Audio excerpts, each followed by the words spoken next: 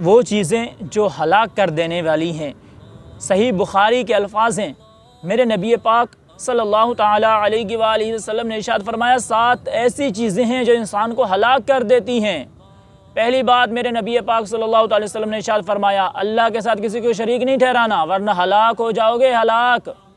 دوسری بات میرے نبی پاک صلی اللہ تعالیٰ علیہ وآلہ وسلم نے ارشاد فرمایا جادو نہ کرنا ورنہ ہلاک ہو جاؤ گے، ہلاک۔ آج کل عوام انہی باباؤں کے پاس جو جادوگر ہیں، جادو کے ذریعے کسی کے کام کر رہے ہیں تو وہ بھی بڑا بابا بن گیا، پہنچا ہوا ہے بابا، پہنچا ہوا ہے بھائی، پہنچا ہوا ہے جہنم تک پہنچا ہوا ہے۔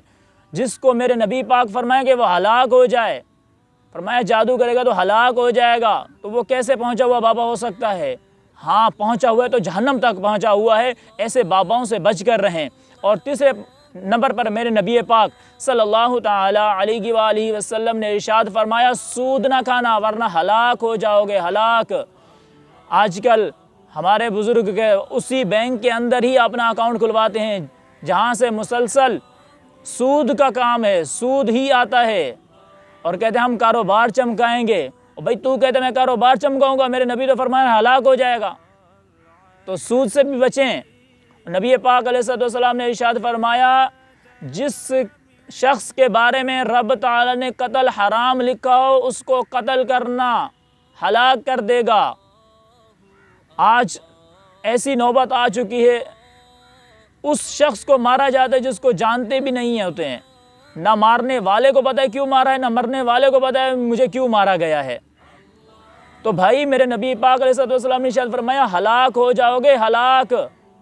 پھر نبی پاک صلی اللہ تعالیٰ علیہ وآلہ وسلم نے ارشاد فرمایا یتیموں کا مال نہیں کھانا ورنہ ہلاک ہو جاؤ گے، وہ چاہے کروڑوں میں ہو، لاکھوں میں ہو، چاہے 1 روپیہ ہی کیوں نہ ہو، ہلاک ہو جاؤ گے، ہلاک۔ یتیموں کا مال مت کھانا۔ اور فرمایا اگر کفر سے جہاد ہو رہا ہو تو پیٹ پھیر کر مت بھاگنا ورنہ ہلاک ہو جاؤ گے، ہلاک۔ اور آخری نمبر پر میرے نبی پاک صلی اللہ تعالیٰ علیہ وآلہ وسلم نے ارشاد فرمایا بے قصور عورت پر تہمت نہ لگانا ورنہ ہلاک ہو جاؤ گے، ہلاک۔ آج تو ساس بھاؤ کے کھاتے میں عجیب قسم کی باتیں تہمت ہی لگاتی ہیں کہ آج یہ کیا ہے تیری بیوی نے، اس کو یعنی عجیب رنگ دے کر اس کو مار کھلوانے کے چکر کے اندر۔